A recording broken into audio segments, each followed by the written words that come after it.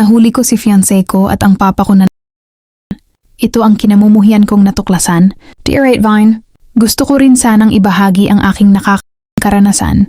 Sana kahit dito ay makalabas ang bigat na dinadala ko. Just call me Angela, 29 years old. May boyfriend ako at nakatakda na ang aming kasal. Pero sa hindi ko inaasahan ay, akala ko maayos na ang lahat. May plano na kami. May date na, may pangarap na bubuuin. Hindi ko inakala na ang mismong dalawang lalaking pinakamahalaga sa buhay ko ang sisira sa lahat.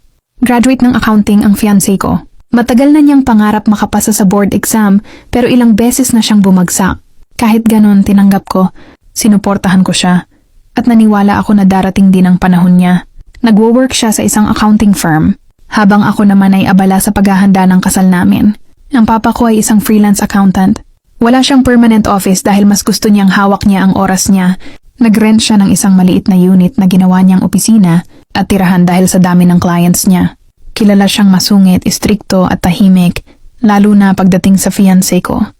Ramdam ko nun pa na parang hindi siya kumbinsido sa magiging manugang niya, lalo na't hindi pa pumapasa sa board exam. Isang araw dinalhan ko ng lunch ang fiancé ko sa firm kung saan siya nagwa-work. Doon nagsimula ang lahat. Sabi ng mga kasamahan niya, nag-resign na raw siya 2 buwan na ang nakalipas.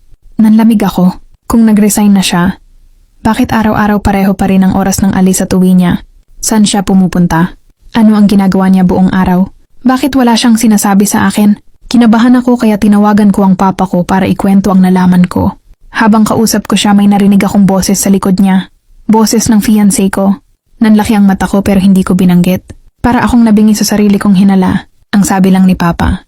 Baka may pinagdadaanan ng fiancé ko. Baka hindi pa raw siya ready magsabi. Pinayuhan niya akong maghintay. Pero hindi na ako mapalagay. Ilang araw pa ang lumipas. Pareho pa rin ang routine ng fiancé ko. Isang umaga nagpa siya akong sundan siya. Gusto ko ng sagot. Gusto kong makita kung saan siya pumupunta. Hanggang sa unti-unti kong nakilala ang daan. Papunta sa unit ng papa ko. Sa una, inisip ko na baka tinulungan lang siya ni papa. Baka binigyan ng accounting work. Baka ito ang paraan niya ng pagsuporta. Medyo gumaan pa nga ang pakiramdam ko. Pero mali ako. Nang makita kong pumasok ang fiancé ko sa unit, agad silang nagyakapan. Mahigpit. May lambing. Napasambit pa ako ng mahina. Parang nabuhusan ng malamig na tubig. At bago pa ako tuluyang makagalaw, doon bumalik ang lahat. Ang mga alaala, ang sugat, ang katotohanang pilit kong kinalimutan. May nahuli na kaming ganito noon. Si Papa at dati niyang katrabaho na lalaki. Para maiwasan ng iskandalo, nag-resign siya at naging freelance accountant. Akala ko tapos na. Akala ko pinili na niya ang pamilya niya. Hindi pala. Ginawa pala niyang taguan ang unit na yon. At ang fiancé ko pala ang susunod. Pakiramdam ko nilamog ang puso ko. Hindi ko alam kung sino ang mas kinamumuhian ko. Ang papa ko na muling naglihim o ang fiancé ko na hinayaan ang sarili niya sa ganoong sitwasyon. Pakiramdam ko sinamantala ang kahinaan ng fiancé ko. Ang frustration niya sa board, exam. Ang pakiramdam niyang kulang siya. Ang paghahanap niya ng validation. At si Papa, alam na alam kung paano pumasok sa ganoong espasyo. Hinarap ko ang fiancé ko. Tinanong ko siya kung ginusto ba niya. Hindi siya makasagot. Isang sagot lang ang paulit-ulit niyang sinasabi. Papakasalan pa rin kita.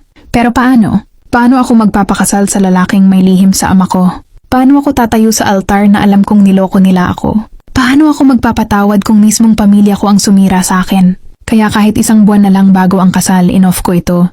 Mas masakit mawalan ng fiancé kaysa mabuhay sa kasinungalingan.